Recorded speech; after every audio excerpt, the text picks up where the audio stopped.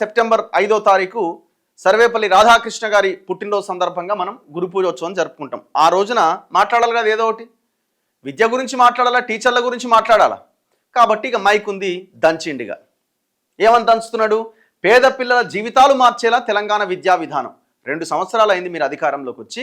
మీరు తీసుకొచ్చిన ఆ అద్భుతమైన విద్యా విధానం ఏంటి?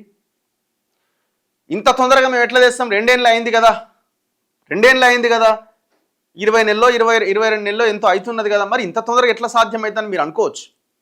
సరే, మీరు అన్న దాంట్లో కూడా వాస్తవం ఉండొచ్చు. కానీ మీరు 2 పూర్తి స్థాయి బడ్జెట్లు ఇప్పటికే ప్రవేశపెట్టారు కదా. ఆ ప్రవేశపెట్టిన పూర్తి స్థాయి బడ్జెట్లో విద్యకు కేటాయించిన బడ్జెట్ ఎంత? వైద్యానికి కేటాయించిన బడ్జెట్ ఎంత?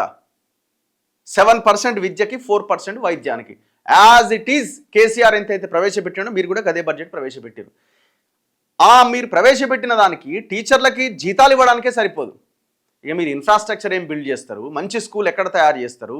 బిల్డింగ్లు ఎక్కడ కడతారు? పెచ్చులుడుతున్న బిల్డింగ్లు, తడిస్తే మునిగిపోయే బిల్డింగ్లు, ఇంత దారుణమైన చాక్ పీస్లకు డబ్బులు లేని పరిస్థితి. ఈ సిచ్యువేషన్ నుంచి మనం ఎట్లా బయటపడగలుగుతాం? మళ్ళీ మీరు తెలంగాణ విద్యా విధానాన్ని పేద పిల్లల జీవితాలు మార్చేలా తయారు చేస్తాం అంటున్నారు. ఎప్పుడు? ఇంకా 4 ఏళ్ళకా?